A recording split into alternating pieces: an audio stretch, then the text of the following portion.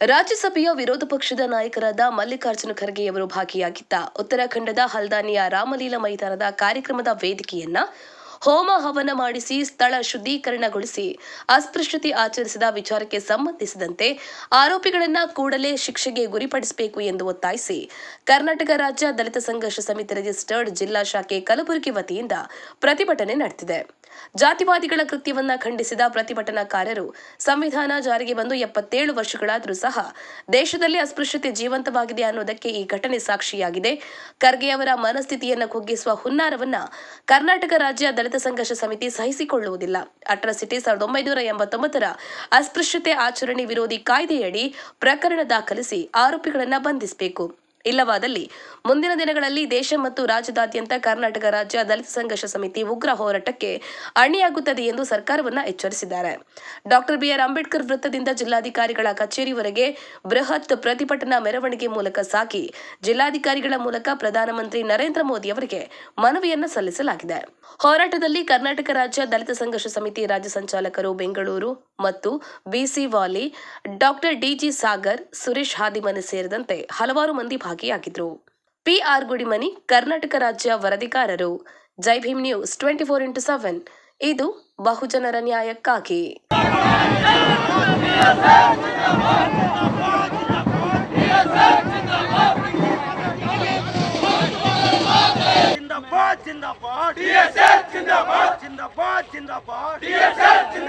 Doctor Mallikarjuna Kharge ಸಾಹೇಬರನ್ನು ಅವಮಾನ ಮಾಡಿದ ಕಿಡಿಗೇಡಿಗಳಿಗೆ, doctor Mallikarjuna Kharge ಸಾಹೇಬರನ್ನು ಅವಮಾನ ಮಾಡಿದ ಕಿಡಿಗೇಡಿಗಳಿಗೆ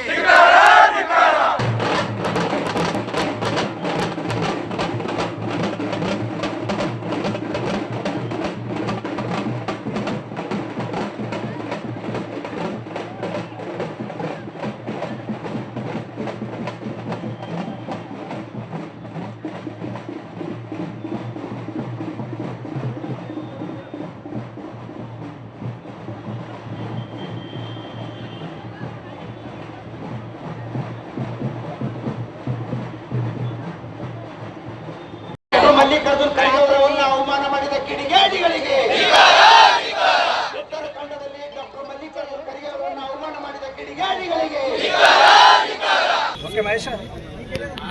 ಈಗ ಕರ್ನಾಟಕ ರಾಜ್ಯ ದಲಿತ ಸಂಘರ್ಷ ಸಮಿತಿ ಇವತ್ತು ರಾಜ್ಯದಾದ್ಯಂತ ಎಲ್ಲ ಜಿಲ್ಲಾ ಕೇಂದ್ರಗಳಲ್ಲಿ ಏನು ಉತ್ತರಾಖಂಡದ ಹಲ್ದಾನಿಯ ರಾಮಲೀಲಾ ಮೈದಾನದಲ್ಲಿ ನಮ್ಮ ರಾಷ್ಟ್ರ ನಾಯಕರಾಗಿರ್ತಕ್ಕಂಥ ಎಐಸಿಸಿ ಅಧ್ಯಕ್ಷರಾಗಿರ್ತಕ್ಕಂಥ ಮತ್ತು ರಾಜ್ಯಸಭೆಯಲ್ಲಿ ವಿರೋಧ ಪಕ್ಷದ ನಾಯಕರಾಗಿರ್ತಕ್ಕಂಥ ಅತ್ಯಂತ ಹಿರಿಯ ರಾಜಕಾರಣಿಯವರು, ಅವರ ರಾಜಕೀಯ ಜೀವನ ಉದ್ದಕ್ಕೂ ಕೂಡ ಯಾವುದೇ ಪ್ರಿಜುಡಿಸ್ ಆಗಲಿ, ಯಾವುದೇ ಒಂದು ಕ್ಷುಲ್ಲಕ ಗುಣ ಆಗಲಿ ಎಂದೂ ಕೂಡ ಅವರು ಪಾಲಿಸಿಲ್ಲ. ಅಂಥ ಮಲ್ಲಿಕಾರ್ಜುನ ಖರ್ಗೆಯವರು ಅಲ್ಲಿ ಒಂದು ಸಾರ್ವಜನಿಕ ಸಭೆಯನ್ನು ಉದ್ದೇಶಿಸಿ ಮಾತಾಡಿರ್ತಕ್ಕಂಥ ಸಂದರ್ಭದಲ್ಲಿ ಏನು ಅವರು ಮಾತಾಡಿ 2 ದಿವಸಗಳಾದ ಮೇಲೆ ಒಂದು ಯಥಾಸ್ಥಿತಿವಾದಿಗಳ ಮತ್ತು ಕೋಮುವಾದಿಗಳ ಸಂಘಟನೆ ಒಂದು ಅಲ್ಲಿ ಸೇರಿ ಆ ಒಂದು ಜಾಗವನ್ನು ಶುಚಿಗೊಳಿಸ್ತಾರೆ. ಶುಚಿಗೊಳಿಸೋದಷ್ಟೇ ಅಲ್ಲ, ಅಲ್ಲಿ ಹವನ ಮಾಡ್ತಾರೆ.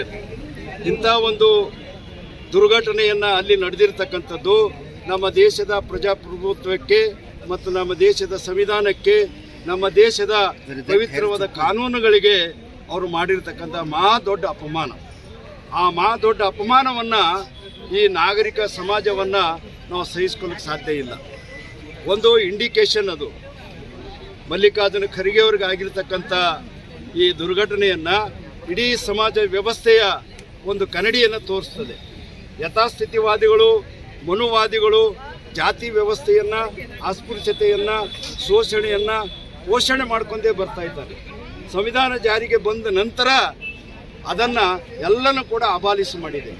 ನಮ್ಮ ದೇಶ ನಡೀತಕ್ಕಂಥದ್ದು, ನಮ್ಮ ಸಮಾಜ ನಡೀತಕ್ಕಂಥದ್ದು ಸಂವಿಧಾನದ ಆಧಾರದ ಮೇಲೆ, ನಮ್ಮ ಆಡಳಿತ ನಡೀತಕ್ಕಂಥದ್ದು ಸಂವಿಧಾನ ಆಧಾರದ ಮೇಲೆ.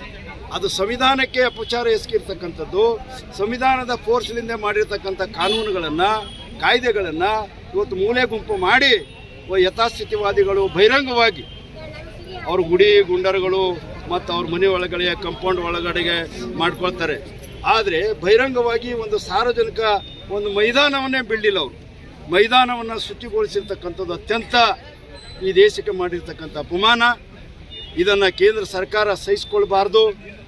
ಅವರ ಸ್ವಾರ್ಥ ರಾಜಕಾರಣಕ್ಕಾಗಿ ಈ ಎಲ್ಲನೂ ಕೂಡ ಎನ್ಕರೇಜ್ ಮಾಡಬಾರ್ದು. ಜಾತಿವಾದಿಗಳನ್ನು, ಅಸ್ಪೃಶ್ಯತೆವಾದಿಗಳನ್ನು ಮತ್ತು ಯಥಾಸ್ಥಿತಿವಾದಿಗಳನ್ನು ಮತ್ತು ದೌರ್ಜನ್ಯ ಮಾಡ್ತಕ್ಕಂಥ ಶಕ್ತಿಗಳಿಗೆ ಎಂದೂ ಕೂಡ ಕೇಂದ್ರ ಸರ್ಕಾರ ಮಣಿಬಾರ್ದು.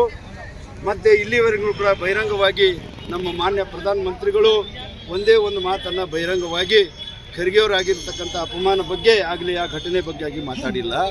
ಮತ್ತು ಅದರ ಜೊತೆಗೇ ಗೃಹ ಸಚಿವರಾಗಿರ್ತಕ್ಕಂಥ ಅಮಿತ್ ಶಾನು ಕೂಡ ಮಾತಾಡಿಲ್ಲ. ಹಾಗಾಗಿ ಇಂಥ ಒಂದು ಘಟನೆಯನ್ನು ನಾವು ಅತ್ಯಂತ ಚಾಲೆಂಜಾಗಿ ತಗೊಂಡಿದ್ದೀವಿ.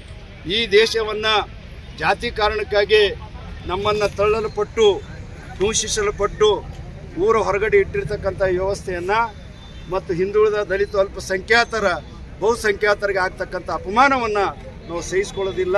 ಮುಂದಿನ ದಿನಗಳಲ್ಲಿ ಕೇಂದ್ರ ಸರ್ಕಾರ ಇದರ ಬಗ್ಗೆ ಮುತುವರ್ಜಿ ವಹಿಸಿ ಅದನ್ನು ಕಠಿಣ ಕ್ರಮ ಜರುಗಿಸಬೇಕು ಅಂತೇಳಿ ಒತ್ತಾಯಿಸಿ ಇವತ್ತು ಕರ್ನಾಟಕ ರಾಜ್ಯದಾದಂಥ ಎಲ್ಲ ಜಿಲ್ಲಾ ಕೇಂದ್ರಗಳಲ್ಲಿ ಇವತ್ತು ಬೃಹತ್ ಪ್ರತಿಭಟನೆ ಮಾಡೋದ್ರ ಮುಖಾಂತರ ಆಯಾ ಜಿಲ್ಲೆಯ ಜಿಲ್ಲಾಧಿಕಾರಿಗಳ ಮುಖಾಂತರ ಮಾನ್ಯ ಪ್ರಧಾನಮಂತ್ರಿಗಳಿಗೆ ನಾವು ಮನವಿಯನ್ನು ಸಲ್ಲಿಸ್ತಾ ಇದ್ದೀವಿ. ಮನವಿ ಸಲ್ಲಿಸ್ತಕ್ಕಂಥದ್ದು ಅಲ್ಲಿ ಇದ್ದಿರ್ತಕ್ಕಂಥದ್ದು ಅಲ್ಲಿ ಮಾಡಿರ್ತಕ್ಕಂಥ ಆರೋಪಿಗಳಿಗೆ ಶಿಕ್ಷಿಸಬೇಕು ಮತ್ತು ಮಲ್ಲಿಕಾರ್ಜುನ ಖರ್ಗೆ ಅವರಿಗೆ ನಮ್ಮೆಲ್ಲ ಸೋತಿದ ಜನಾಂಗ ಮತ್ತು ಎಲ್ಲ ಬಡವರದ ಸಂಪೂರ್ಣವಾಗಿರ್ತಕ್ಕಂಥ ಅವರಿಗೆ ಬೆಂಬಲಿದೆ. ಅವ್ರು ಯಾವುದೇ ಕಾರಣ ಕೂಡ ರಾಜಕಾರಣದಲ್ಲಿ ಮುನ್ನುಗ್ಗದನ್ನು ಅವರನ್ನು ಹಿನ್ನಡೆಯನ್ನು ಮಾಡ್ಕೊಳ್ಬಾರ್ದು ಅಂಥೇಳಿ ಅವರನ್ನು ನಾವು ಬೆಂಬಲಿಸಿ ಮತ್ತು ಅವ್ರ ಮೇಲೆ ಆಗಿರ್ತಕ್ಕಂಥ ಘಟನೆಯನ್ನು ಖಂಡಿಸಿ ಇವತ್ತು ಜಿಲ್ಲಾಧಿಕಾರಿಗಳವರೆಗೂ ಕೂಡ ನಾವು ಈ ಮನವಿಯನ್ನು ಕೊಡಲಿಕ್ಕೆ ಬಂದಿದ್ದೀವಿ.